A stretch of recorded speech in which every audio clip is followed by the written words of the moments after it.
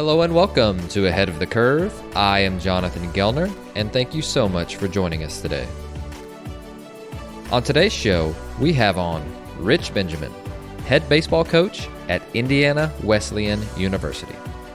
Rich is in his 6th year at the helm, and in his first year, the Wildcats had one of the most successful seasons in program history as they advanced to the NAIA National Championship Opening Round for the first time. The Wildcats topped their 2016 success 2 years later by going 37-20 in the 2018 season, winning the Crossroads League and reaching the NAIA Opening Round for the second time in program history. Coach Benjamin was named the Crossroads League Coach of the Year for his leadership during that season. Prior to Indiana Wesleyan, Benjamin was the head baseball coach at Judson for 8 seasons, where he accumulated the most wins in program history with 304. So on the show, we go over how being a pitching coach early on helped him to develop a well-rounded approach as a hitting coach and now head coach. We discuss why we need to simplify things in a world of constant noise. And we dive deep into what Rich calls the training zone versus the performance zone and what the focuses are. You're going to love this episode with Rich Benjamin. Rich, welcome to the show. Hey, Jonathan, thank you for having me. Definitely. And I'm glad to, one, be back podcasting again, and two, get to learn from you today. And so a mutual friend of ours, Kyle Nelson, put us in touch and said that, I think Kyle is probably one of the more open-minded and creative coaches that I know, and he runs Cornerstone Coaching Academy, and make sure you guys go check that out. But really open-minded and told me about you and some of the different things that you're doing as the head coach at Indiana Wesleyan. And so I am really excited to get to dig into what you guys are doing. But for our listeners who want to get to know you a little bit better as a person, can you tell us a little bit of a short snapshot of how you got into coaching and where you're at currently? Yeah, so I spent my first 2 years volunteering at Martin Methodist College. That's where I graduated from down in Tennessee, and then was hired by ABCA Hall of Famer Elliot Johnson to be his GA at Olivet Nazarene. Spent 3 years there in a pitching coach capacity, and then was hired at Judson University, an NAIA school west of Chicago, at age 27. That was my first head coaching job. We were there for 8 years, and then came to Indiana Wesleyan about 5.5 years ago. When the position opened up, went ahead and reached out and had an opportunity for an on-campus interview and got to see behind the scenes the mission of the athletic department and why it exists, and connected really, really well with the value system there. And it's been a really, really good growth opportunity since that time.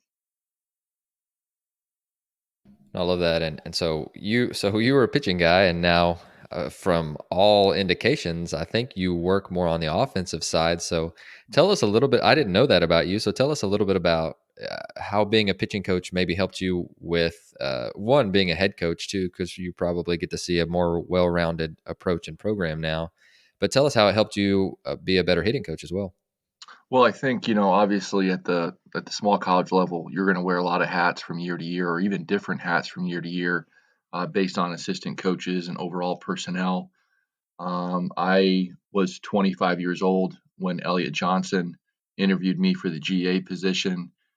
He asked if I was a pitching coach, and I said yes, and I wasn't, and I really wasn't much of any kind of coach right at that time. I probably thought I was, but um, and so as soon as he hired me, I reached out to a ton of people very quickly in a short period of time, for like 2 weeks, and just started to kind of gather and organize information, and then go in. I got hired in January, so we're in the middle of the school year, and so there were some limitations there and some healthy limitations on what you should do when you come in the middle of the school year compared to the beginning of the school year. So that actually helped a little bit. There was less temptation to try to reinvent, what was happening.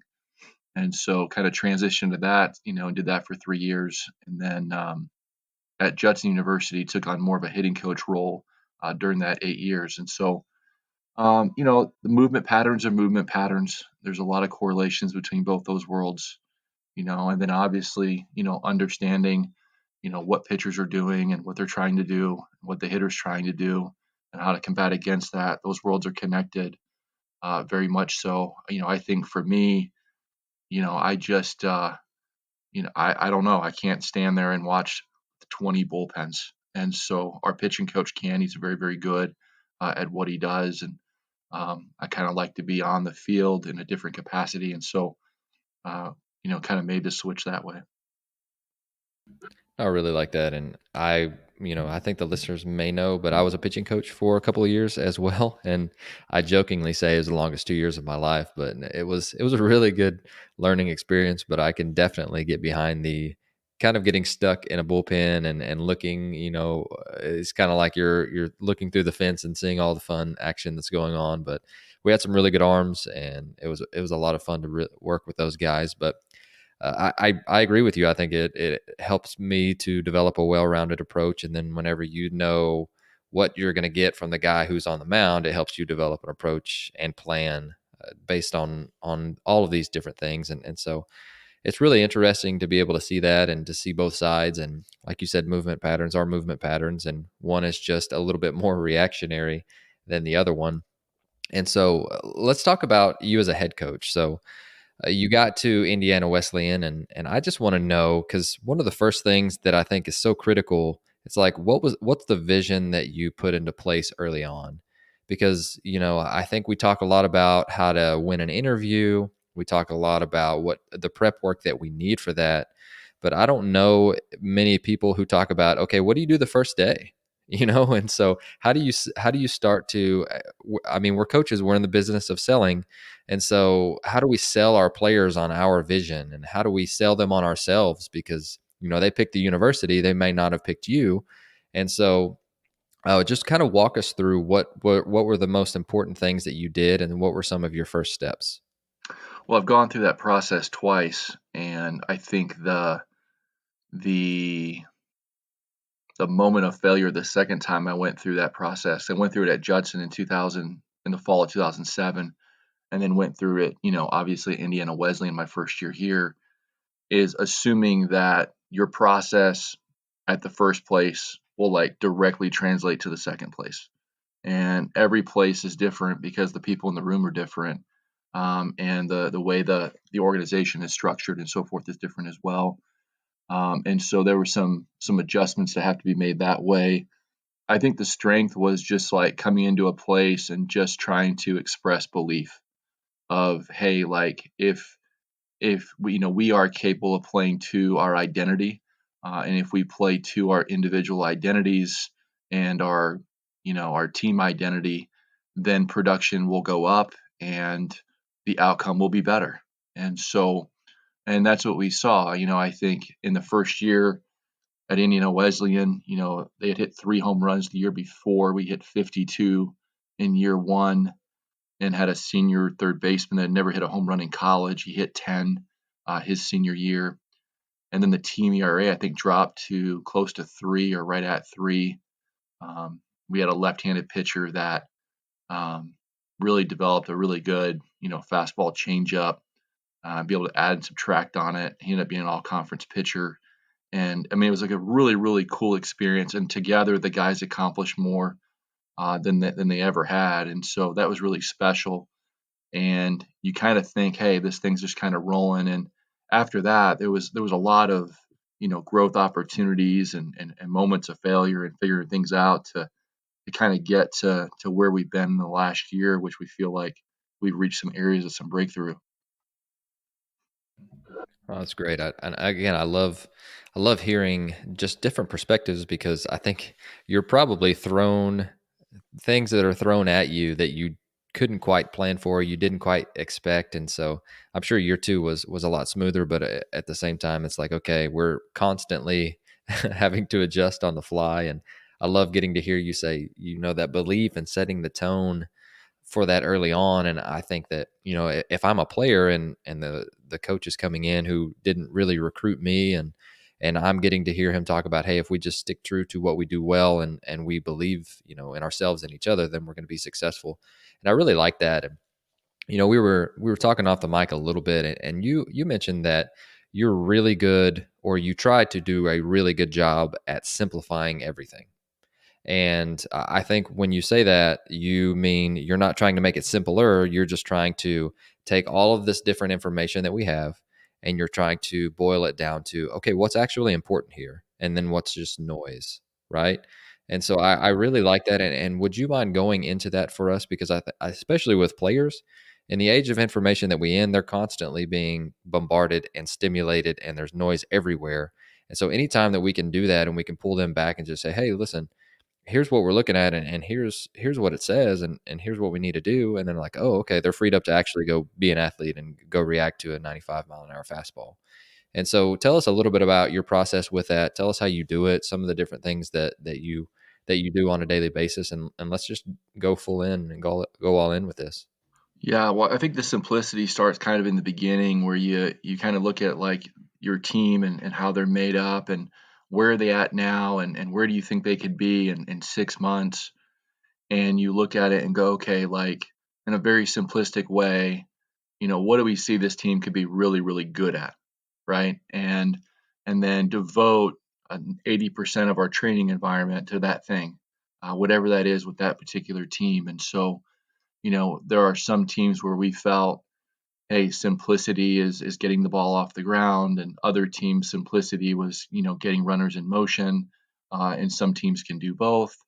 Um, I think, taking an entire hitting movement and then just simplifying that into maybe three major core values, and then everything else outside of those core values are very much individualized, to where you're not sharing everything all the time with everybody, keeping it really simple from that standpoint.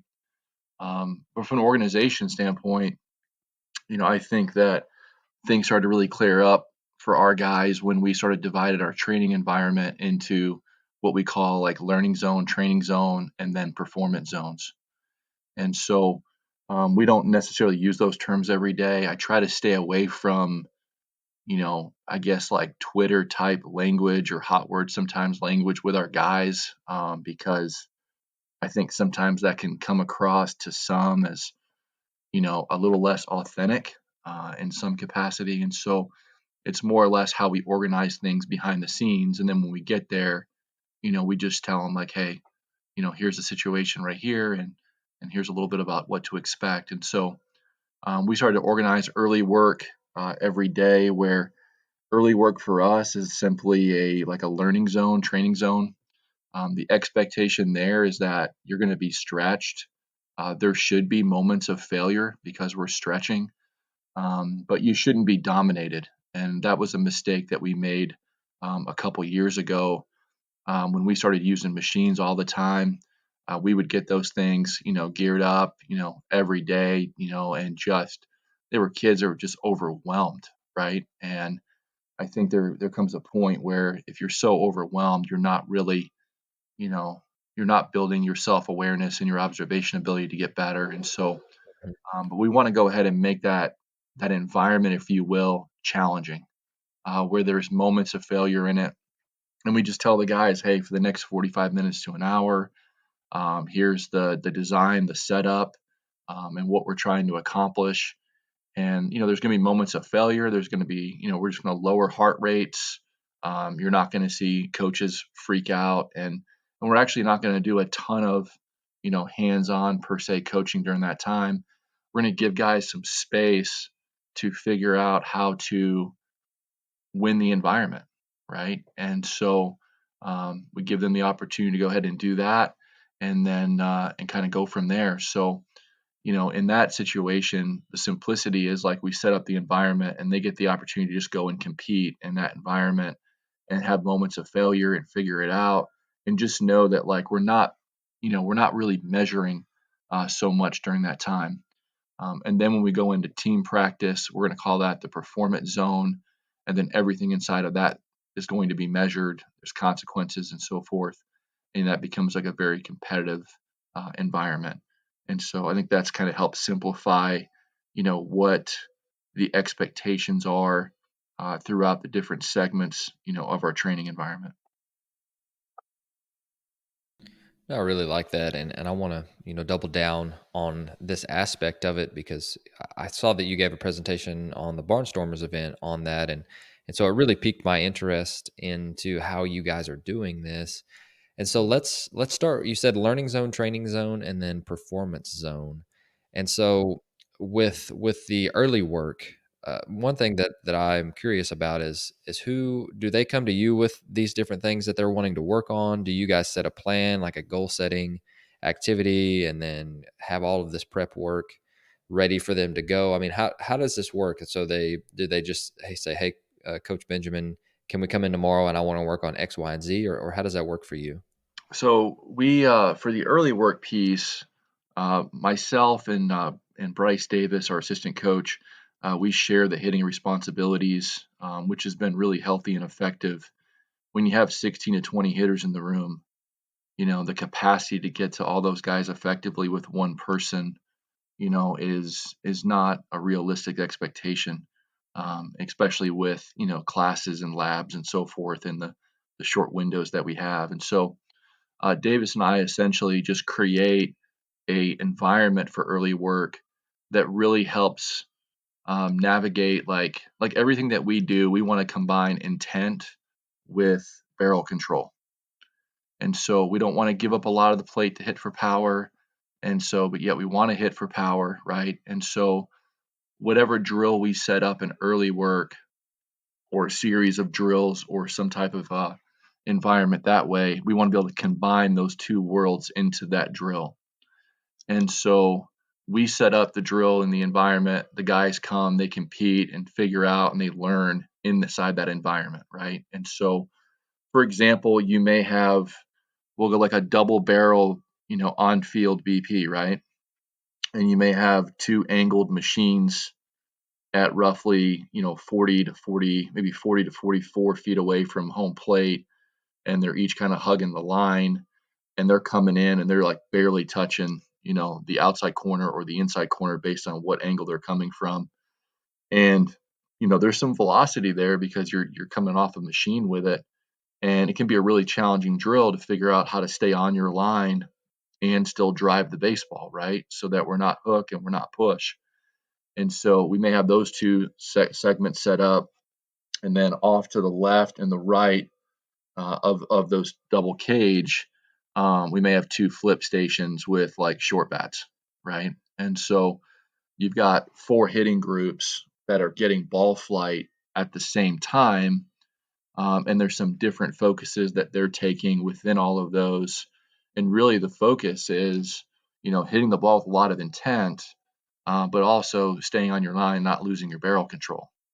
I And love that. so that's kind of like we set up the environment, and then the guys come in, and then they tackle or they try to find a way to navigate the environment.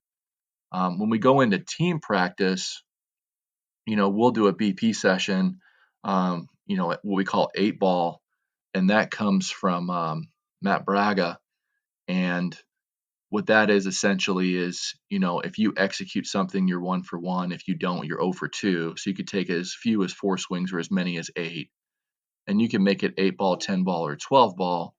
But on those days, there'll be moments that are more frequent than not where you'll tell the hitter, hey, today, like you're choosing what you want your 8 ball, 10 ball, 12 ball to be in all of your different rounds.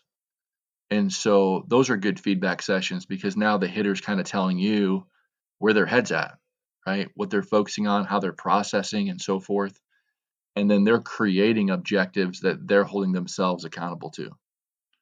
And so, it's kind of a balance of both worlds. We're in early work, we're setting up the environment, but we do some things inside of a traditional BP where they're kind of leading that conversation. I love that. And I think that I can't understate the power of choice and how that affects one, your brain, and two, buy in. And I'm sure that that's fairly intentional with you guys being able to do that. But I also love it that you use it as kind of a measuring tool and kind of a psychological piece to where they're at. That's really neat. So within that, let's talk a little bit about the culture that you're setting up, because I think that with a lot of the things that I'm hearing, you're really putting the players at the forefront of the culture. And so again, we can rewind if you want to did if you set up the program how you wanted it, or if you aligned it to the school's beliefs. But tell us a little bit about how you, whenever you took over the job, how did you decide on the mission and the vision that you guys wanted, and then kind of walk us through how you carry that out on a daily basis? Yeah, so as far as like culture building in our program, we want to make sure that everything lines up with, the vision and the values of our organization, which is really selflessness. It comes from Philippians 2. And what does it look like to, really, die to self and live and serve other people well? And so we've done kind of several things, on and off the field to, really work towards implementing that vision. And so one of them is, I think this is essential, is having older guys really intentionally invest in younger guys. And it took a couple years for us to have our young guys get old enough and be the larger number in the organization and have a great leadership foundation to be able to invest intentionally in the younger guys. But we've done that in a couple ways. And one is comes from the Latin word competire, which means to strive together, which is where the word competition comes from. And so for us, it's like if you have two shortstops and they're at the position and they're competing, for a job at that position, you have to realize that like they both need each other, right? If you and I go, sprint, 60 yards by ourselves, but then we sprint next to each other, you're going to get a little bit more out of that second one, right? And so to find out what your ceiling is and so forth, and to ask the right questions that help you dive into that, we need competition. There's healthy competition and there's unhealthy competition. I think healthy competition is when you see and value the need for competition, the healthiness of why it exists, and you realize that by striving together, that it's really becomes more of an iron sharpens iron, even when it comes to your opponent. And so, if we have two shortstops at the same position, then those guys are both competing, but they're also competing to a standard that's above the room, right? It's above where they're already at. And so, um, they're sharing information with each other. They're challenging each other, um, and pushing each other. But at the same time, they're pushing each other towards a standard that's above where both of them are currently at in outcome. And so, I think if you do that in a healthy way, the chance of both those players eventually finding their way onto the field is much greater. And so it's almost like anytime we measure something, if we go scarlet versus gray, it's not just the winner, it's the winner plus the standard. So if the standard is, let's say 20 points, which means that, hey, this team was incredibly effective in what they do. Okay, now we're declaring a winner. And so if the standard is 20 points and both people are below that, or both teams are below that, then you're not declaring a winner, in that situation. And so you're just trying to clarify to the environment that, you know, it's not enough just to, win the job. You've got to have a vision that goes beyond, what's in the room, what is the ideal that's necessary to have an opportunity to play, after college, to go ahead and play deep into the postseason. And so Sure. the other thing we've done is we got rid of team study tables. Putting 35 guys in a room, we felt like the only thing that got better was their fantasy football team. And so we went ahead and put them in groups of six, senior through freshman, that had the same major. And then as a coaching staff, we became the contact point to the older guys in the group. And that gave an opportunity for leadership off the field, peer to peer. And we've seen a lot of fruit with that in the outcome of that as well. And so I think those two things have been really healthy for us. 2 years ago, we did a father-son weekend, and then COVID's kind of got in the way of rescheduling the next one. Um, but we actually rented a facility for a whole weekend and invited all the fathers of our players to the facility with our players for the whole weekend, and just had like an intentional time together as a group. I mean, it was incredibly powerful. The opportunity the fathers got to speak into the lives of our guys, and to be able to do life together that weekend was really, really special. And so, really just kind of like looking at things holistically, and trying to look at things from a relational standpoint. I think like it gets you outside yourself, and it gives you an opportunity to continue to grow. Oh, that's really good, and I love the original ideas that you're throwing out at us. And Father Son Weekend, that sounds like a ton of fun. And I know that me coming in as a college freshman and having some support from some of the older guys would have been and was a huge reason as to why I felt a whole lot more comfortable. And so let's go ahead and skip to just the fall season. So we're in November at the time of this recording, and so it's probably been a lot different this year because of COVID. But let's talk about just kind of the incoming fall that you guys had, and let's talk about what was important, what you guys really hit on, and then maybe we'll just run into some ways of ways that you changed because of the COVID-19 pandemic. Yeah, so it certainly has been a wild, last 6 to 8 months.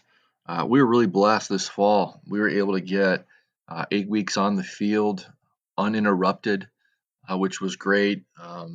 We had some positive cases once we got off the field during our off season. So actually, almost our entire team is actually in quarantine till the end of this week, and we weren't able to do anything with them last week as well. For those 2 weeks. So, but on the field, I really looked at it from a standpoint of COVID. It shortened the season, for us to 19 games. And typically with a postseason, you're going to play closer to 60 to 65. And so I looked at it like, one, like, hey, let's do a lot of things that they really enjoy doing because they haven't had a chance to do it in a really, really long time. And the other piece was, let's go ahead and give our pitchers additional time before they have to see a hitter, so that we don't have to on ramp too quickly. And then the last piece was like, we got to play. Whether it's so if we, let's say we had, let's say we had 48 sessions, you're going to inter squad in 40 of those. You may do 20 something of those off a live arm, and then another 20 something off a machine. And you may vary innings and time and themes and so forth. But, we really like to machine scrimmage, or live arm scrimmage at the back end of nearly every day that we're out there. And so I think what that allowed us to do is, one, they get a chance to play. And that's why guys play the game. They want to play. They don't want to be always in a restrained environment. And so the machine scrimmages, and how we theme those out and so forth, I think, allowing guys to, get on the bases and make decisions on that standpoint, and in the field. And then also from an offensive standpoint, you've got to really express that you understand what the game's asking you to do, and that you're making an effort to do that. And so, um, really, that's kind of how we approached it, was like, every day, trying to provide those opportunities, and really have fun, at the same time that we're learning and growing, and being accountable. And then the other thing, every year you've got to pay attention to, the temperature in the room and the energy level and so forth. And, I think there were some days maybe in the first couple weeks where we pulled back a little bit, more than maybe we did in the past, and we were just kind of going and reading off, their bodies, and kind of where they were at, and so forth. And so, really just trying to combine those worlds to get through the fall. But for us, it was that, and for us, it was seeing a lot of ball flight. In the north, you spend, a lot of time in cages, right? I mean, you spend a lot of time in cages in December and January, and it's part of February as well. And then for guys who, maybe had access to a cage during quarantine, but many, did not have access to a field. And so, for us, we did a lot of four station work and early work, and then where you're doing ball flight at all four stations, and then obviously still doing a competitive BP session during our team practice. So we were mapping out about 70 on-field swings per guy per day. Mm-hmm. And this way they could see ball flight and get feedback. Um, and then also, like, they just weren't in the constraints of a cage where they had been in for so long. And so, will we do it the same way next year? Maybe not. There might be a shift and so forth in how we approach it, but we just felt like that was best for the group that we had and the moment that we're in. I really like that. And I know that a huge focus of yours is to be able to make things game like and things game speed. And so, in some of our pre work stuff that you filled out, and I appreciate that you doing so, you mentioned that you want to do as many sessions as possible with base runners, hitters, and game speed. So, do you mind kind of getting into the nuts and bolts of that and how you guys are teaching that? Yeah, I mean, it's a relatively new transition for us, probably in the last 2 years or so. I had a chance to go watch our men's basketball team practice in their preseason. They've won three national championships in like the last 5 years. And, the speed, the intensity at which they do things at was incredible, and you walk away from that and you go, is there a way to even create that in a baseball environment? I mean, it's hard to say that baseball practices look like basketball practices, right? And in basketball, you get to go ahead and have your point guard out there every single day. And in baseball, it really requires a pitcher, and he's not available every day. And so, it's like, how do we create some of these things? And so, one thing we did is we started to develop some segments during some installs where we would create a situation where you've got, let's call it 9-on-9, right? And you're 9-on-9, Scarlet versus Gray, and you've got a runner at home, first and second, and you've got a fungo hitter, and he's going to hit, 12 total reps. We'd like at least one of them to be a line drive to the infield where there's some accountability for the base runners there. But it's really going to be a base running and relay section where, we hit 12 baseballs, the runners are all at full speed, and the defense is at full speed. And we're doing this with, following, our rules for base runners and our rules for outfielders and relays, based on like where the ball's hit and so forth. So they do 12 reps on a point system. It's a real simple point system. And then they rotate, and the other one does 12, and then you have a winner, and then the loser has, a consequence. And so you're working on the base running piece and the relay piece and communication. It's a shorter segment, but it's at full speed. I think that part's been helpful. In BP, the Iowa Western, I mean, I think, that BP, the live ball BP that's been going around for the last several years, we do that. We modify a little bit about how we organize it depending on the day. If we feel like we need a little bit more recovery before guys are swinging, but that's been, really fruitful for us.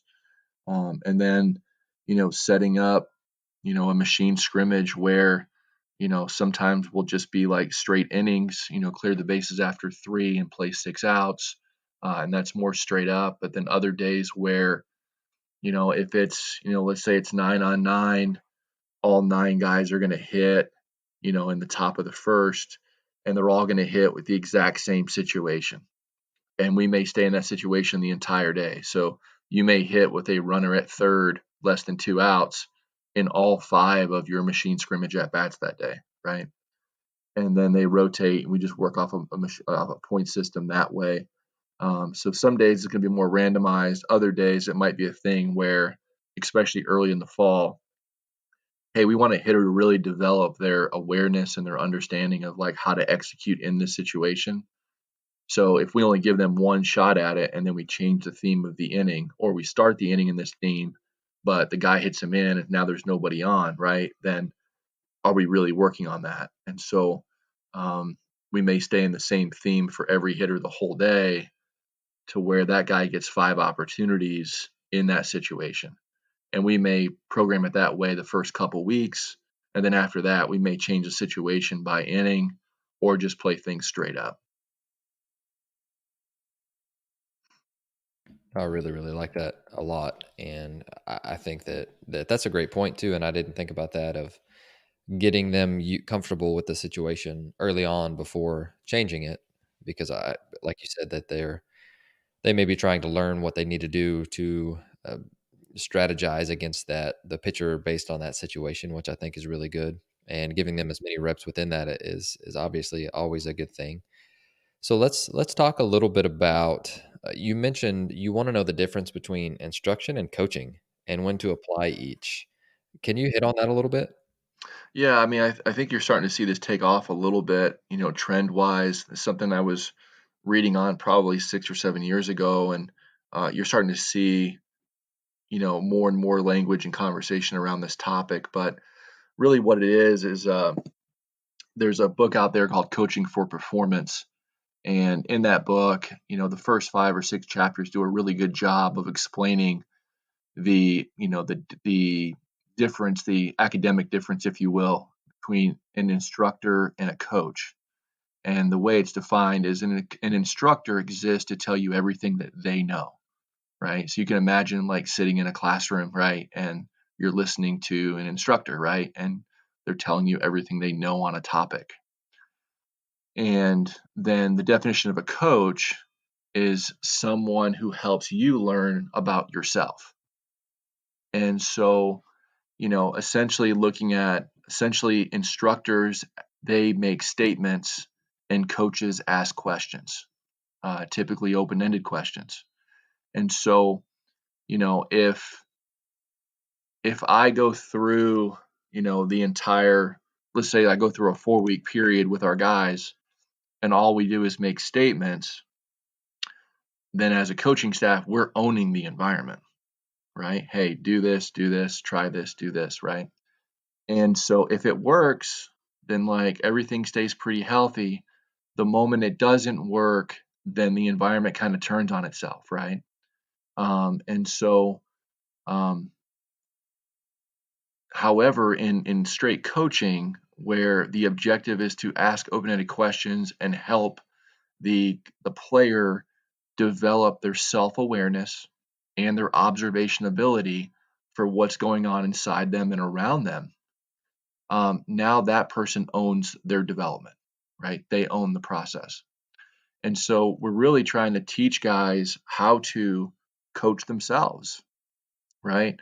How to ask themselves questions inside of different situations where they can find answers and figure things out, um, even on the fly, right? Because there's going to be some things that happen in a game that may not have been touched on that week, right? Or you may not see a lot of. You're not going to see a certain type of pitcher, 15 times that year. There's some guys you see once or twice. And so the ability to ask yourself some open-ended questions leads yourself to finding answers and growth. It's really more of a growth mindset approach, than a fixed mindset. And so, um, for us in our environment as a coaching staff, we're trying to ask more questions than make statements. And so we have to figure out, hey, when is it appropriate to be coaching here, which takes more time? And when is it that we have to just give an instruction, right? And say, hey, like, this is what we got to do right now. This is where we're at, right? And so you're often going to give an instruction when there's like a time restraint, where maybe something comes up in a game and it's like you're having to adjust on the fly, right? And there's not time to go ahead and kind of open that thing up. And so, but ideally, we want to really invest on the coaching side where the player really continues to lead the conversation by responding to open-ended questions.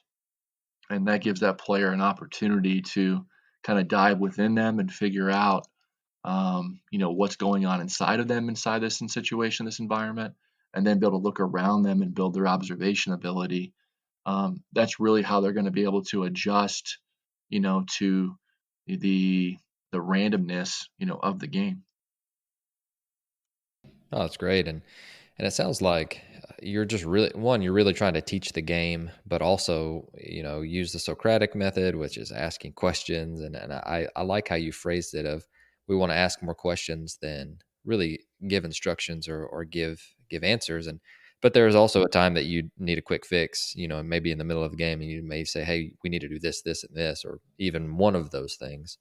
But I really like that. And so let's talk a little bit about in-game strategy while we're on the subject. And you mentioned that you guys don't have a ton of access to scouting data, and it's just something that I was in amateur ball and then got into pro ball, which is completely two separate realms. But I look at it and I go, okay, in amateur ball there is an opportunity to maybe not scout, but really to devise a strategy and maybe bucket guys, or put them into situations in practice against guys that they are potentially going to see. And how do we set up an environment for where they're going up to the plate and have been in that situation before?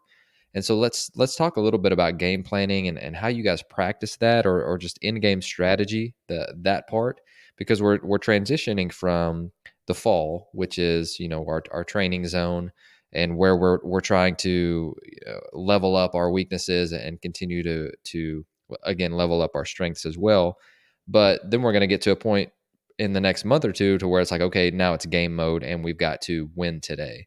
So tell us a little bit about your strategy for practicing in-game strategy and game planning.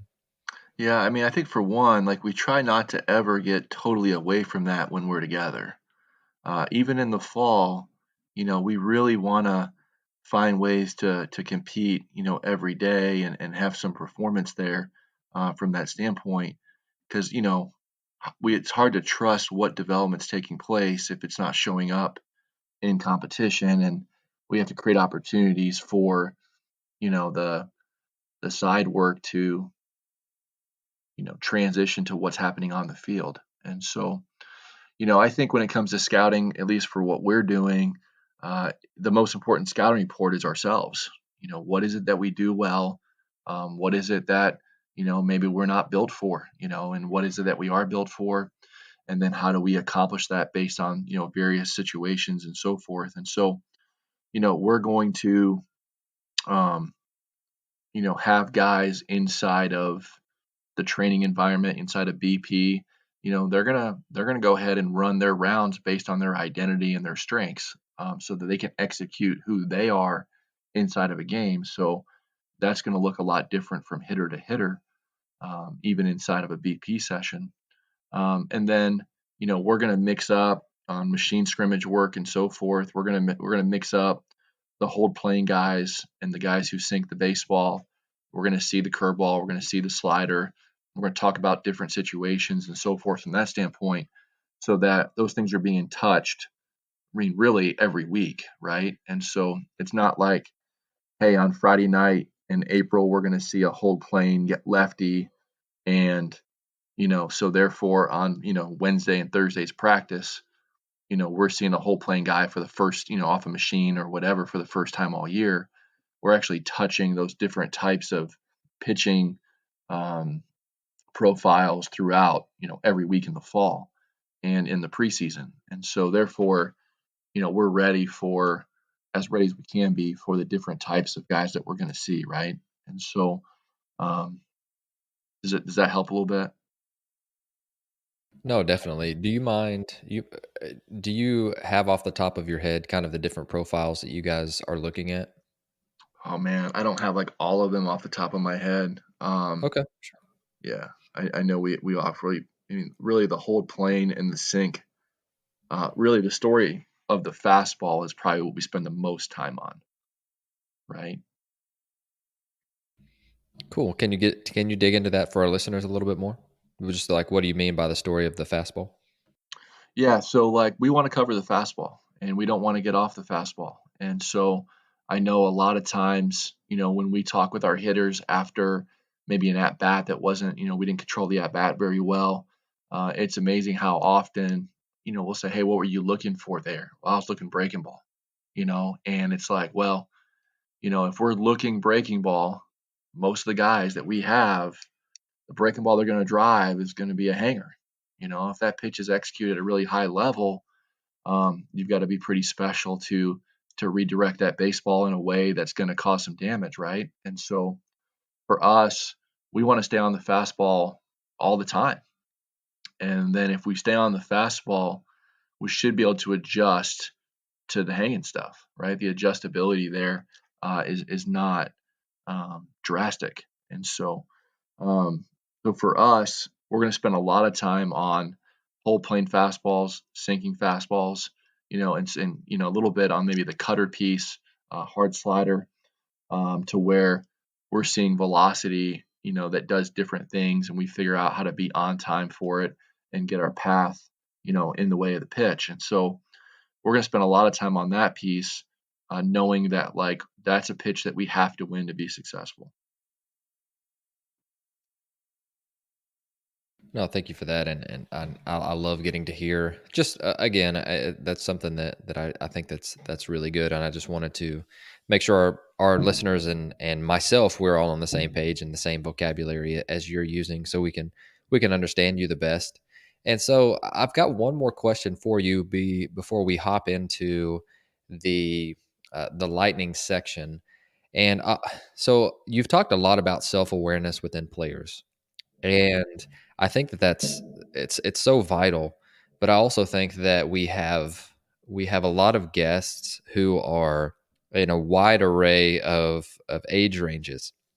And so I would love to hear your best practices or your best advice with coaches in the amateur ranks for the most part. So even with you, I mean, the ages from 17 or 18 to 22 to 23 is very vastly different as far as maturity levels.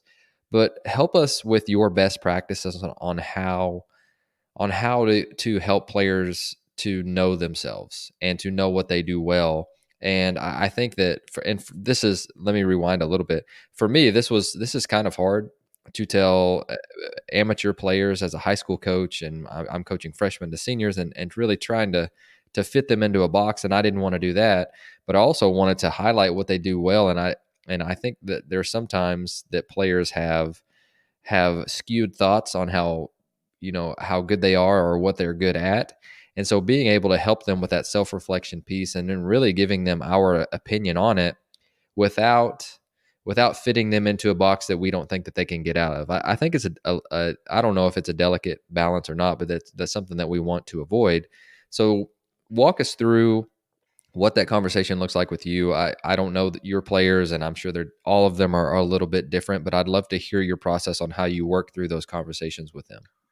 Yeah, well, there's a lot of layers to it, and one of the main things I think about before hopping into those layers is that truth has to have a place to land.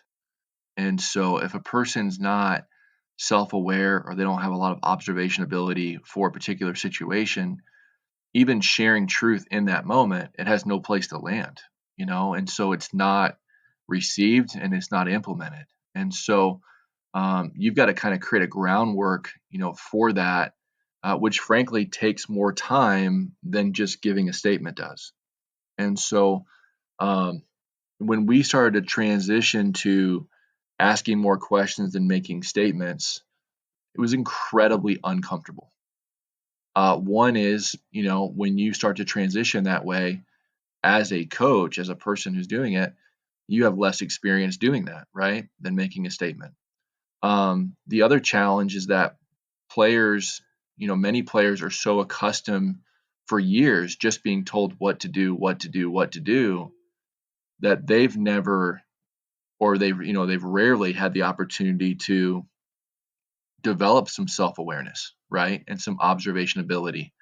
And so I look at it like the groundwork is going to be really challenging, and you've got to be really patient, but you have to trust that even if you lose some momentum early, that the ceiling is going to be higher later, right? Because if your development is just based on my statements, then your ceiling as a player is me. But if I ask you a lot of open-ended questions and you start to be able to be able to use that skill set with yourself, then your ceiling is now you, right? Which I can guarantee is going to be a lot higher than if it was me, right? And so that's where you can't lose focus of the long game, right? The reality that, hey, this is going to be a skill that takes time for you to develop as a coach and for the players to learn how to operate within.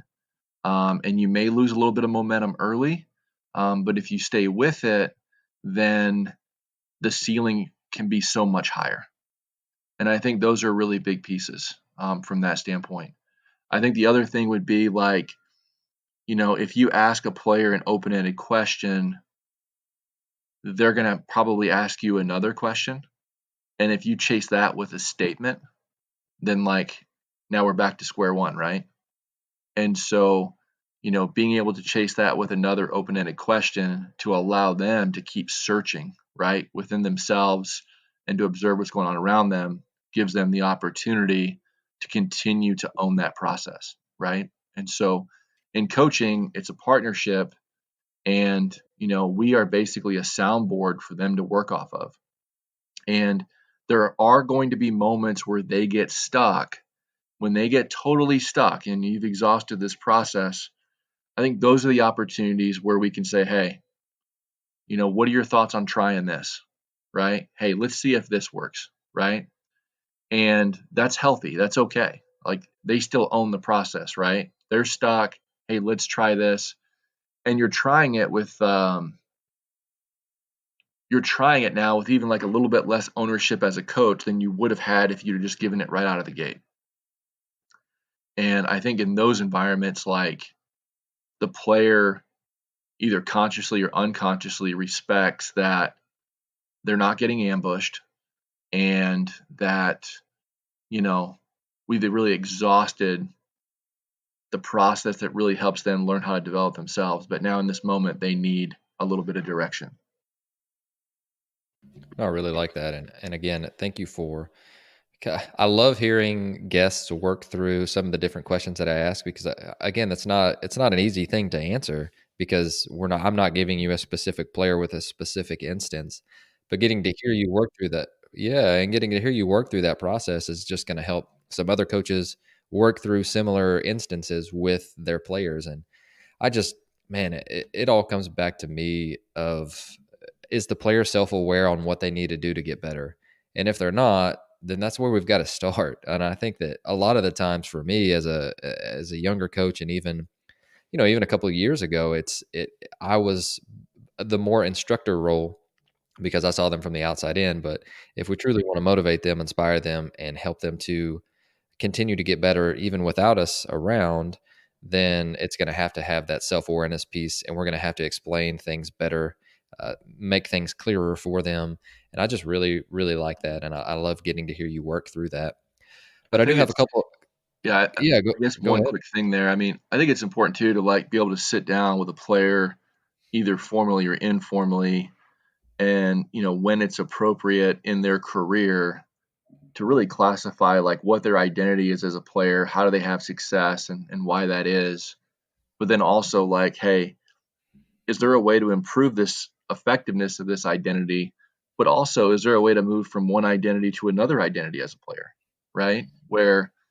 And so, I think the data and so forth that is provided during that time is really, really valuable for that player to go, oh, okay, yeah, like that's really, really important, right? And so if if we feel like in our program that like body weight or strength is important, then being able to like take data on that for that player and say, hey, like, hey, this is where you're at, and they get to see that, like it's really important. I think it's foundational. But then how to implement that and how to grow from that place, once that data is there, I think that has to be, a journey in which they really have to own the bulk of the process. Absolutely. And the more players that we have that are truly self-aware, the better players that they're going to be because they're going to maximize what they have because they have clarity and understanding of what they need to do to get better. I really like that, and that's the kind of stuff that gets me fired up for sure. on top of all of the game-like stuff that you've mentioned today, which I think is really, really, really good, and it's going to be a lot of fun to be able to see some of that stuff implemented outside of your program too, because I think that there's going to be a lot of coaches that's stealing your stuff. But a couple of things before you go, and this is just some quick hitters. But what's something that you will have forever changed because of your experience through COVID? Well, I hope it's appreciation and thankfulness because, when something's taken away for that long, it's a lot of time to reflect on, you know, you know, the strengths of it, and why you do it, and do you want to continue doing it, right? And so I think, and I talked to my other, coaching friends and so forth, and for many of us that went back to coaching after quarantine, we both, had this same resolve of like, hey, this is really what we want to do. I think of the movie The Natural where the coach is like kicking the water can and said, I should have been a farmer. I love animals, and like there's points during your career or during a season where you're like, hey, are we really going to keep doing this? And I think having that much time away really solidified like, hey, I really enjoy doing this. I love the relationships and the challenge of it and so forth. And just having our guys in quarantine the last 2 weeks it's been really, really rough. It just feels weird to be away from them again. And also when you're away from somebody and it's abrupt, it's not like there was a process towards, hey, we'll see you, after Thanksgiving. When it's abrupt, it's really confusing, about how to navigate, what that's supposed to look like, moving forward. I love that, and I'm sure that there are a lot of coaches shaking their heads yes with you right now. I can feel it coming through the airwaves. Second question: what's a drill that your players love that we can steal from you?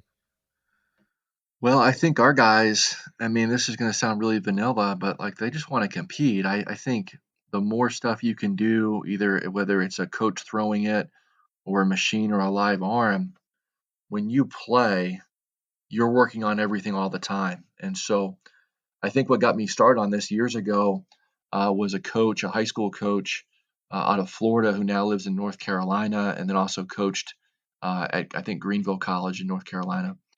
And he said, I was probably 22, 23 years old. And he said with his guys, they would do like a coach pitch thing where like the coach is throwing basically BP speed and the teams are competing. And then every ball that touched the outfield grass in any capacity had to be stretched into a double. And if the runner was thrown out by half a baseline, you had to go back to first base. The next guy would hit and run.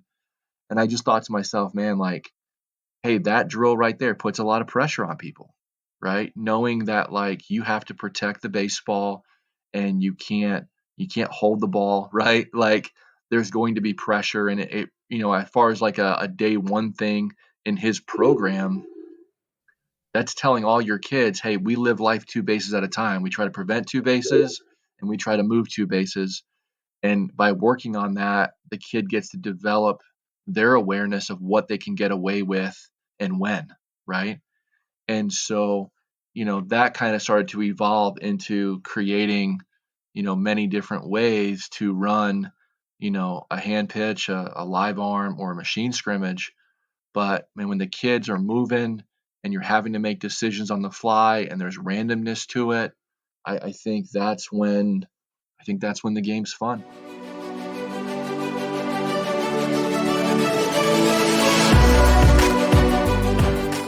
Thank you for listening to Ahead of the Curve. You can subscribe on your favorite podcast platform, which could include Apple Podcasts, Google, Spotify, Stitcher, or YouTube. And if you're enjoying the podcast, please share it on social media to help get the word out.